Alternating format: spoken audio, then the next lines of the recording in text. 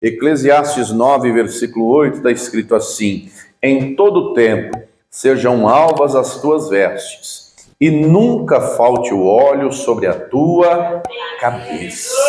Vou ler mais uma vez. Em todo tempo sejam alvas as tuas vestes, e nunca falte o óleo sobre a tua cabeça. Agora eu leio e você repete. Vamos lá. Em todo tempo sejam alvas as tuas vestes, e nunca falte o óleo sobre a tua cabeça.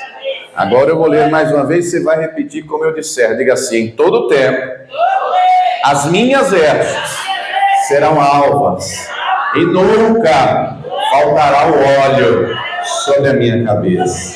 Você crê nisso?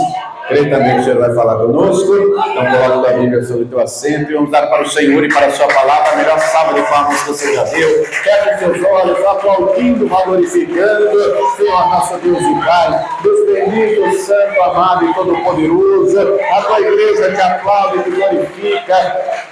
Abra os céus agora e receba o louvor da tua igreja, e por essa mesma abertura, a derrama da tua graça, a tua bênção, a tua abertura e o teu poder. Ninguém veio aqui ouvir o homem falar, o homem não tem nada a dizer, todos vamos ouvir a tua voz, a tua palavra. Então agora os lábios do pregador, a boca do mensageiro, que eu diminua, o Senhor cresça, remova toda barreira, todo obstáculo, e envia a tua palavra com poder e autoridade, e que a tua palavra agora vá e produza o resultado para que possa ser enviada em nome do Senhor Jesus. Diga amém, Senhor.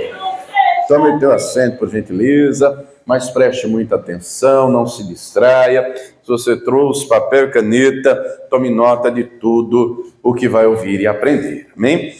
O livro de Eclesiastes, Salomão escreveu no fim da vida, não é? Provérbios é no início, na juventude, ainda jovem, primeiro amor, a sunamita, não é? Aliás, Cantares na juventude, Provérbios na meia-idade e Eclesiastes na velhice. Dizem alguns que foi inclusive depois dele ter se afastado de Deus, ter se enveredado pela idolatria, ele reconhece seu erro, se arrepende.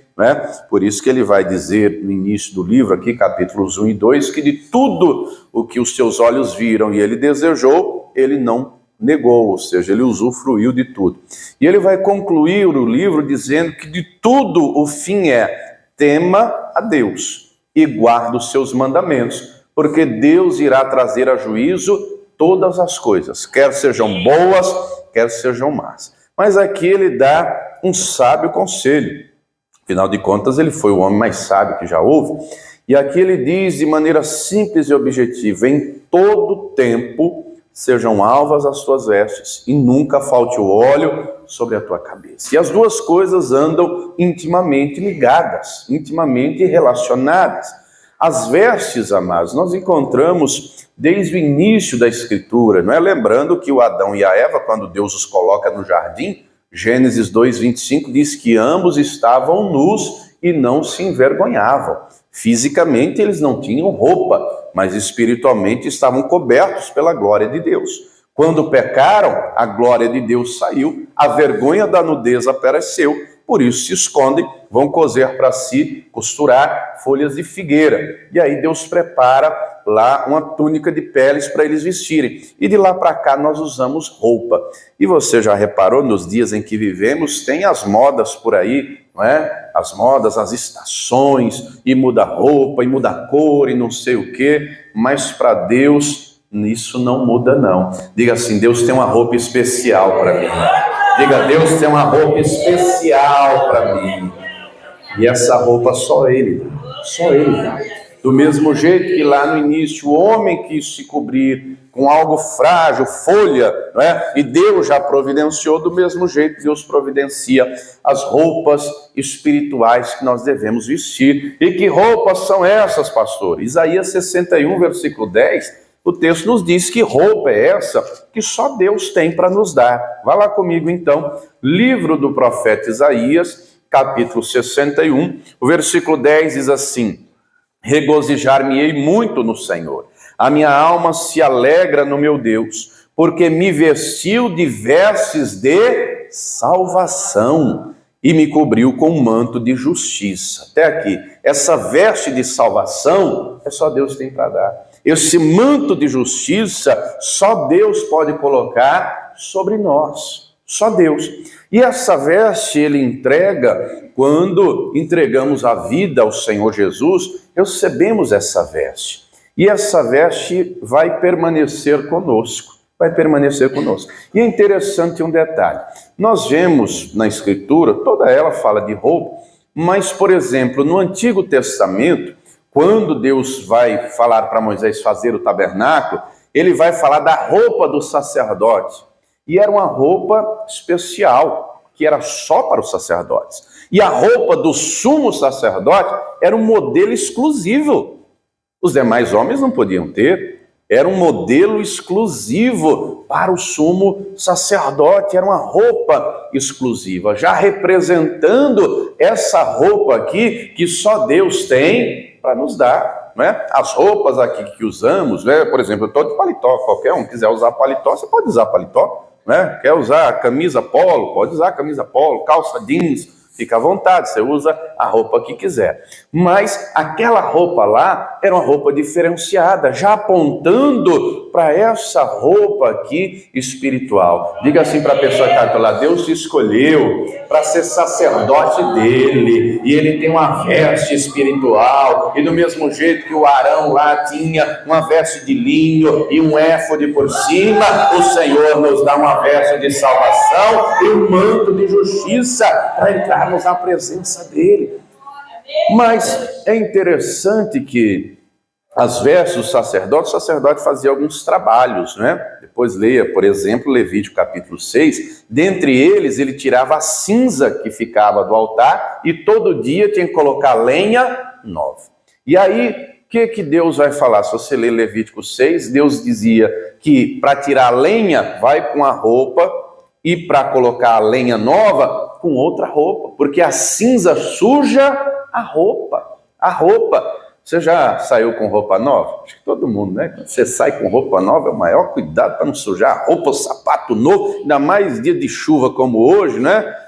Os homens, as mulheres já pegam o guarda-chuva, tal, ter cuidado para não sujar a roupa. E se sujar, dali a pouco, ó, tá passando um paninho, tá passando uma escova, para o negócio ficar limpinho. Se a gente tem esse cuidado com a nossa roupa física, quanto mais com a roupa espiritual, não? Quanto mais com a veste espiritual. Então Deus estabelece aquilo para que a veste que ele determinou ao sacerdote sempre estivesse limpa. Diga assim: a veste tem que permanecer limpa. Salomão fala veste alva. Você sabe que veste alva é veste branca, não é? Obviamente representando santidade. Não sei se você já ouviu aquele ditado que tinha até uns anos atrás: amanhã é dia de branco. Você já ouviu esse ditado? Esse ditado não é racista não, tá, minha gente? Não está falando de negro, de branco, de cor de pele. Isso aí está falando que na época o pessoal usava, nas empresas, usava branco.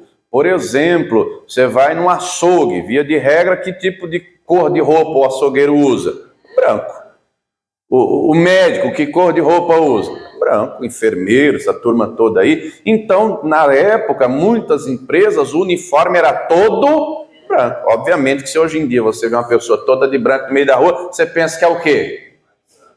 Pai de santo. Não é verdade? Então, amanhã é dia de branco, era o uniforme que era branco. Agora, a roupa que o Senhor nos dá, ela é espiritual. E Deus quer não só um dia, não só um momento. Diga assim comigo: em todo o tempo. Em todo o tempo. Em todo o tempo. Não é só na hora do culto, não é só na hora da oração, não é só na hora aqui e acolá, é em todo o tempo. Aqui no culto a veste tem que estar branca, lá na tua casa a veste tem que estar branca, lá no trabalho a veste está branca, lá onde você estiver a veste tem que estar branca. Vá comigo na carta, lá em Apocalipse 3, na carta que o Senhor manda João escrever à igreja de Sardes. Do mesmo jeito que no decorrer da caminhada, da vida, por exemplo, nós vamos andando, não é? E dependendo de onde você anda, suja. Já aconteceu com você sujar assim a barra da calça, do vestido, da saia? Dependendo do lugar que você anda, vai sujar, não é? E é interessante que na caminhada da vida, abra aí comigo, Apocalipse 3, nós vamos ler o versículo 4.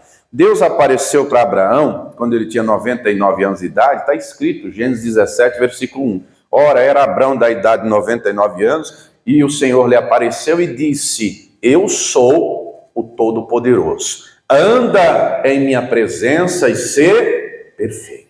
Ele ainda não era perfeito, mas ele foi sendo aperfeiçoado. E é o que Deus também quer fazer conosco, na caminhada da vida, à medida que vamos andando com Ele, Ele vai nos aperfeiçoando.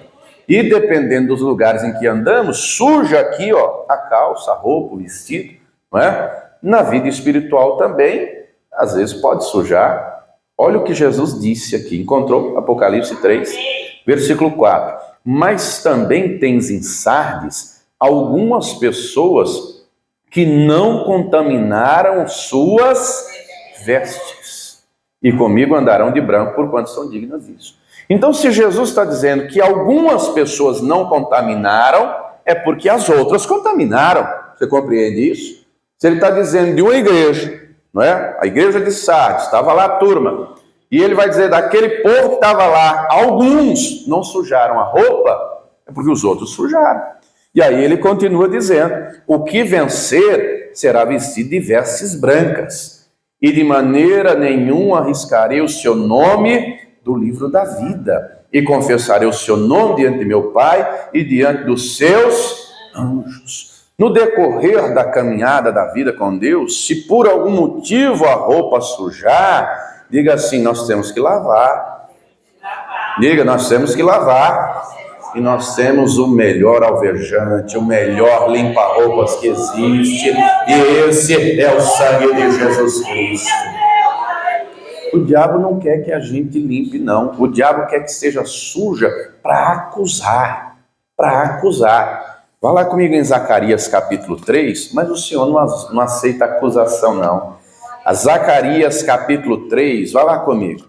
O diabo quer que a roupa permaneça suja.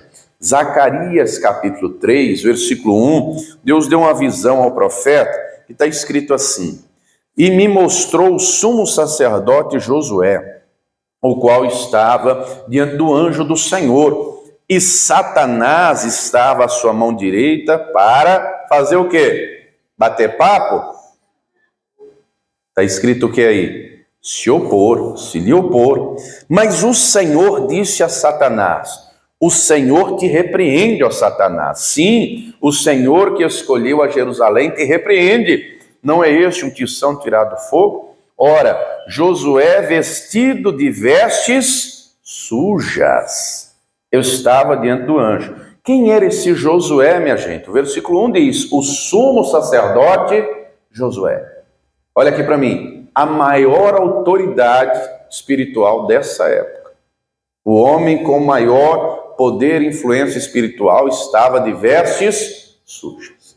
Logo, não é? A Escritura diz na carta de João, capítulo 1, se dissermos que não temos pecado, somos mentirosos. A verdade não está em nós. Mas em seguida vai dizer, se confessarmos os nossos pecados, Ele é poderoso, Ele é fiel para nos purificar.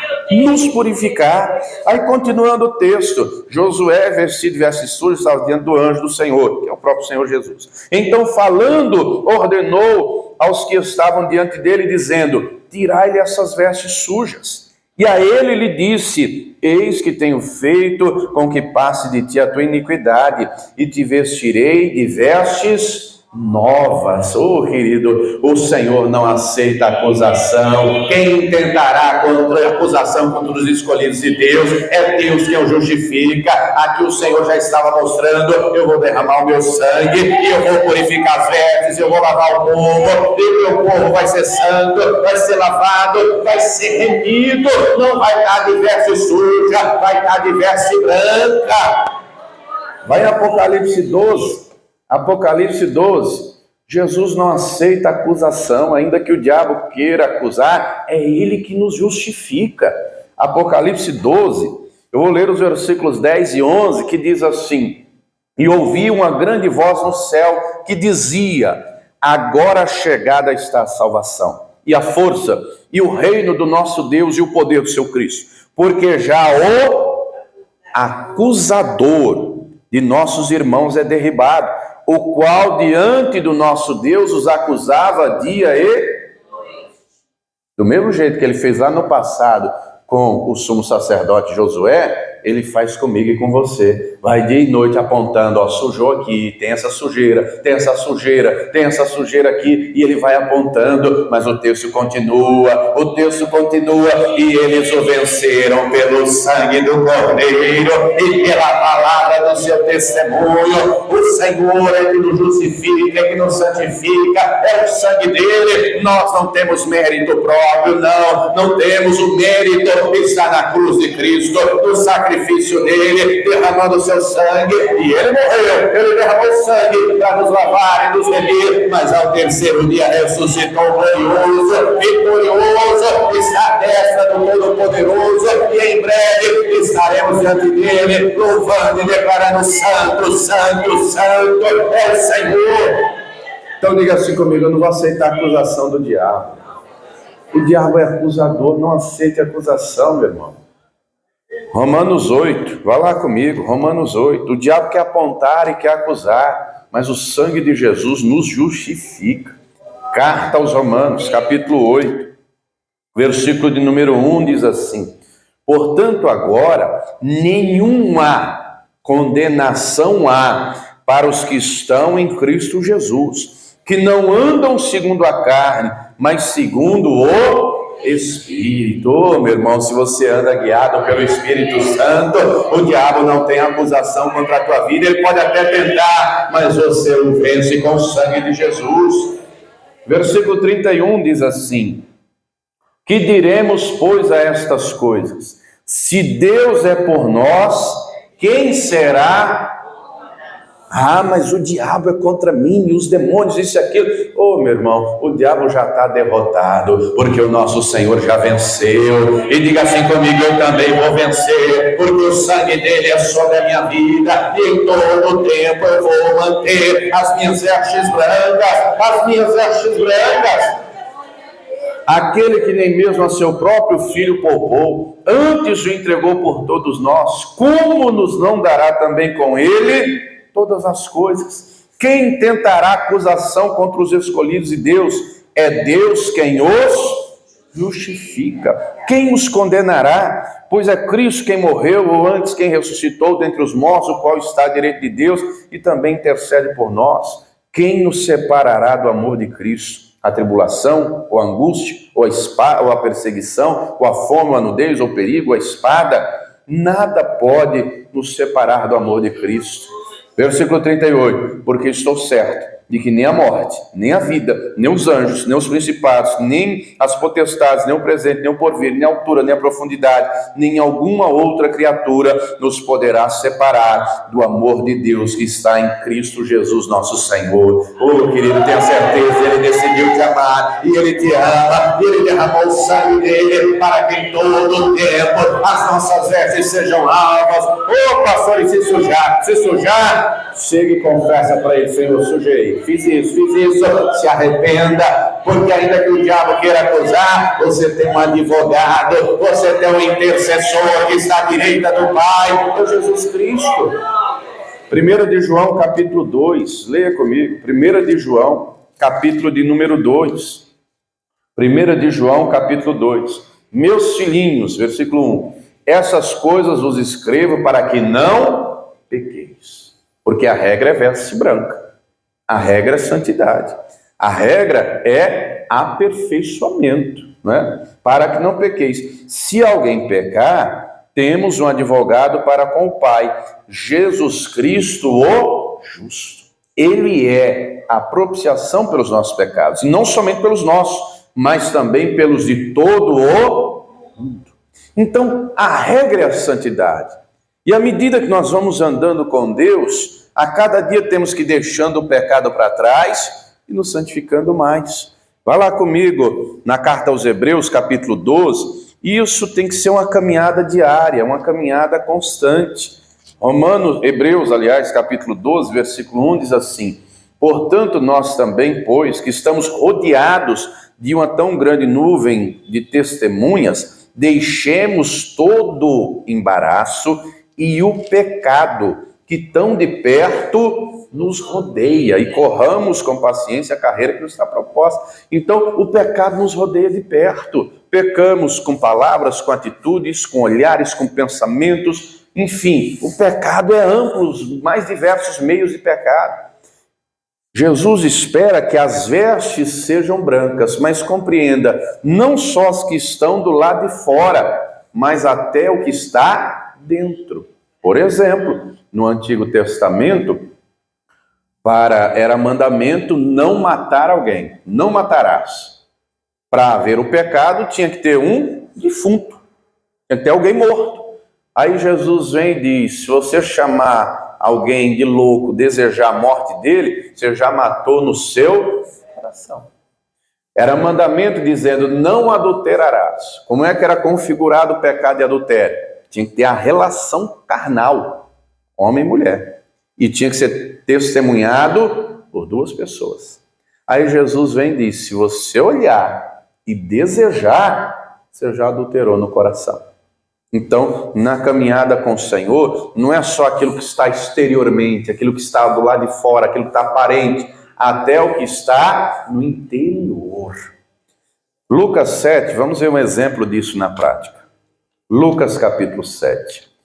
Porque se eu ando com Deus e mantenho santidade, não vai faltar o óleo, não vai faltar unção, não vai faltar a presença do Senhor.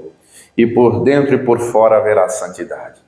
Em Lucas 7, o texto vai dizer, no versículo 36, que rogou-lhe um dos fariseus que comesse com ele. E entrando em casa do fariseu, assentou-se à mesa. E eis que uma mulher da cidade, uma pecadora, sabendo que ele estava à mesa em casa do fariseu, levou um vaso de alabastro com unguento. E estando por detrás aos seus pés, chorando, começou a regar-lhe os pés com lágrimas, e enxugava-lhes com os cabelos da sua cabeça, e beijava-lhe os pés, e ungia-lhes com unguento. Quando viu isso o fariseu, que o tinha convidado, ele falava para todos os presentes? Consigo, no seu próprio pensamento, dizendo, se este fora profeta, bem saberia quem e qual é a mulher que lhe tocou, pois é uma pecadora. E respondendo Jesus, que conhecia os pensamentos dele, disse-lhe, Simão, uma coisa tenho a dizer-te. E ele disse, dize a mestre. Um certo credor tinha 2 devedores. Um devia 500 dinheiros e outro 50. E não tendo eles com que pagar, perdoou-lhes a ambos. Dize, pois, qual deles o amará mais? E Simão respondendo disse, tenho para mim que aquele a quem mais perdoou. E ele disse, julgar-se bem. E voltando-se para a mulher, disse a Simão, ele estava olhando para a mulher, mas falando com Simão, vês tu essa mulher? Entrei em tua casa e não me deste água para os pés, mas esta regou-me os pés com lágrimas e me os enxugou com seus cabelos. Não me deste ósculo, o beijo, a saudação, mas esta, desde que entrou, não tem cessado de me beijar os pés. Não me ungiste a cabeça com óleo. Olha aqui para mim. Esse ato aqui, o que Jesus está falando, era um ato de ser um bom anfitrião. Quando se recebia uma visita, alguém de honra, de reconhecimento, de respeito, esse era o procedimento. Aqui uma bandeira, uma bacia com água, lava os pés, sujava os pés de poeira, né? Saudava com um beijo, seja bem-vindo à minha casa, ungia a cabeça com óleo, dizendo, você é muito bem-vindo aqui, você é querido. O Simão não fez nada disso. E a mulher fez tudo isso nos pés de Jesus. Continuando, não me ungiste a cabeça com óleo, mas essa ungiu-me os pés com unguento. Por isso te digo que os seus muitos pecados lhe são... Onde está escrito que ela pediu perdão? Em que lugar está escrito que ela pediu perdão? As lágrimas dela provaram isso. As lágrimas dela mostraram para Jesus, e a atitude dela mostrou para Jesus a intenção do seu O Simão abriu a boca para falar alguma coisa com a mulher, ele viu e ele julgou. Essa aí, imunda, ele deixou ela tocar. Em mim ela não toca, nem encosta o dedo, porque eu sou santo e ela é uma pecadora. Amados, quem anda com Deus parece com Deus. E Deus é misericordioso. Diga para a pessoa que está ao teu lado, Deus também quer um povo misericordioso. Quem anda com Deus é amoroso. Deus também quer um povo amoroso. Quem anda com Deus, Deus é perdoador, sim ou não? Mas aí a gente não pode querer perdão para nós e ser implacável com os outros. Nós não queremos poder querer misericórdia para nós e juízo para os outros. Senão é hipocrisia. Senão corremos um sério risco de estar como esses dois aqui. O Simão, a prostituta. A mulher pecadora entrou, chorou, adorou, saiu salva. Olha o que Jesus diz aqui, ó. Olha o que Jesus diz, versículo 48. E disse a ela, os teus pecados te são... Versículo 50. E disse a mulher, a tua fé te... Ela saiu sem o peso da condenação, ela saiu salva, ela saiu leve, ela saiu de lá lavada no sangue do Cordeiro, lavada no sangue do Cordeiro, a vida transformada. E o outro? Nada mudou. Note então, amados, que Deus espera que a nossa veste seja alva em todo tempo e nunca falte o óleo sobre a nossa cabeça, mas nós temos que querer isso também. Essa é uma decisão nossa, que não depende só dele. Naquilo que depender dele, diga assim, ele já fez, já está feito, ele já derramou o sangue, está escrito, é bem-aventurado aquele que lava as vestes no sangue do Cordeiro. No que depender dele, ele morreu, ele ressuscitou, ele derramou o sangue, ele enviou o Espírito Santo e ele quer nos ungir com a presença gloriosa dele. Segunda aos Coríntios, capítulo 1, segunda carta aos Coríntios, capítulo 1, ele quer, mas nós temos que querer, a decisão também é nossa. Segunda aos Coríntios, capítulo 1, versículo 21, diz assim, mas o que nos confirma convosco em Cristo e o que nos ungiu é Deus. Ele nos confirma e ele nos unge. Agora eu tenho que querer ser ungido. E eu tenho que querer me manter ungido. Eu tenho que querer e desejar em todo tempo óleo sobre a minha cabeça. Eu tenho que desejar em todo tempo veste branca. Eu tenho que desejar em todo tempo andar na presença dele, porque em breve ele virá. E ele quer uma igreja santa, lavada e remida no sangue dele. Ele quer que sejamos alertas.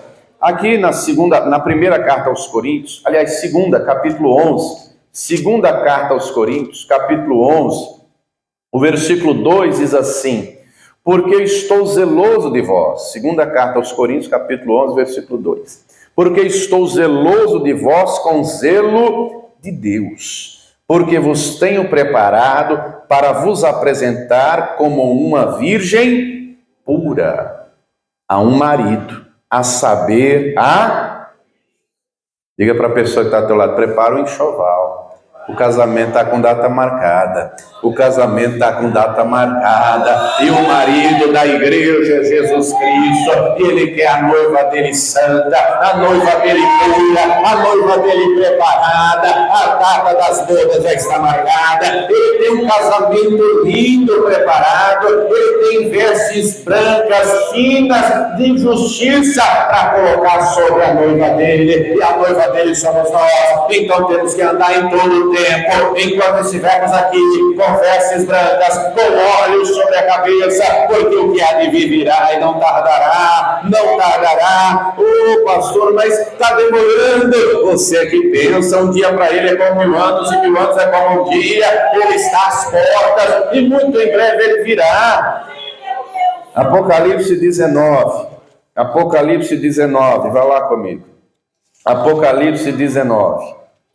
Olha o que diz aqui a palavra. Apocalipse 19. Abra comigo, olha o que diz aqui.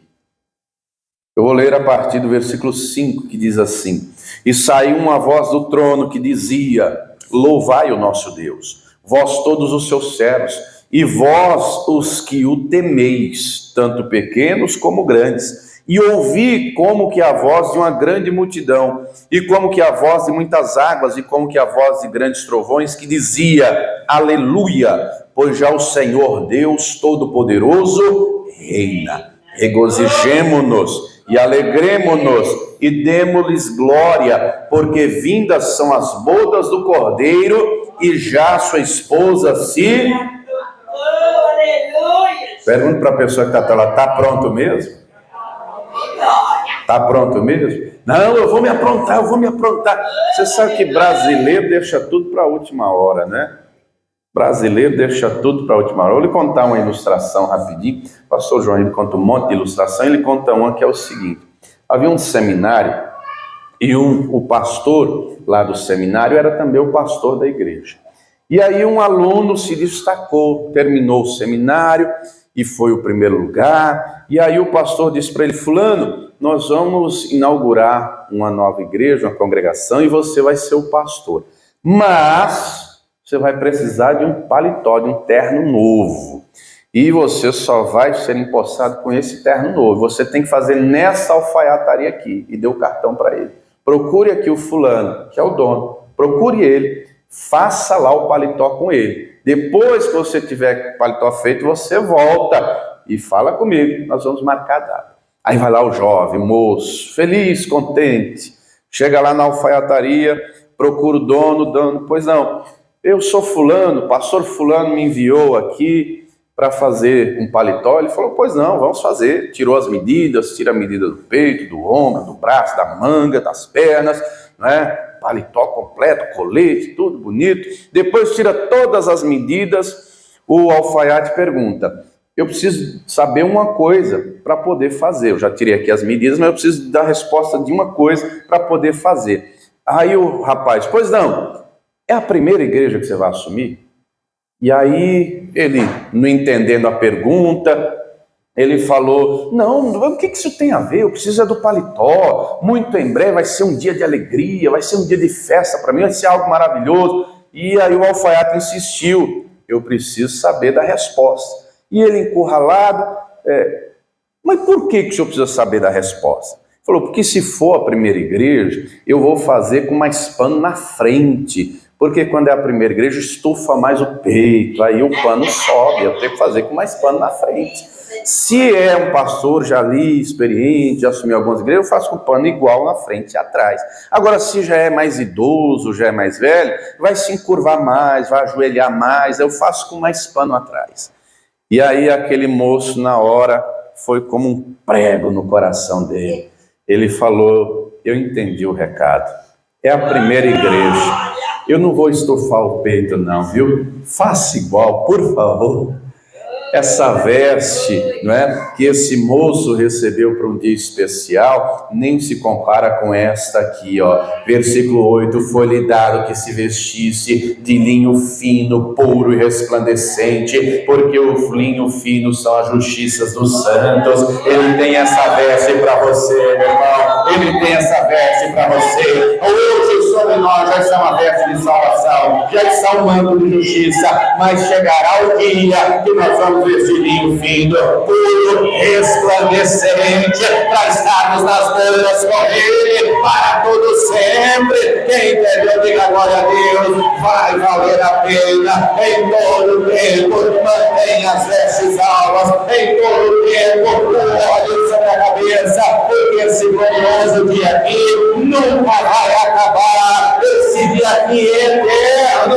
Quem entendeu, diga glória a Deus. Se coloque de pé, por gentileza, se coloque de pé. Nós temos que estar com vestes brancas e o óleo sobre a cabeça, não pode faltar. Esse dia eterno aqui já está preparado, já está preparado. Na caminhada dessa vida temos que andar com Ele e manter as vestes brancas. Essa responsabilidade é individual. No que depende do noivo, ele já preparou tudo. O sangue dele já está à nossa disposição, que ele já derramou. o próprio noivo já está aqui na pessoa do Espírito Santo para ungir a nossa cabeça. Eu não sei quais são os dias que você tem vivido, as lutas, as adversidades. Eu sei que Ele quer as nossas vestes brancas. Eu sei que Ele quer derramar óleo sobre a nossa cabeça. E se você também quiser, você vai sair daqui hoje com as vestes mais altas do que a neve. Se você também quiser, o óleo vai ser derramado abundantemente sobre a tua cabeça.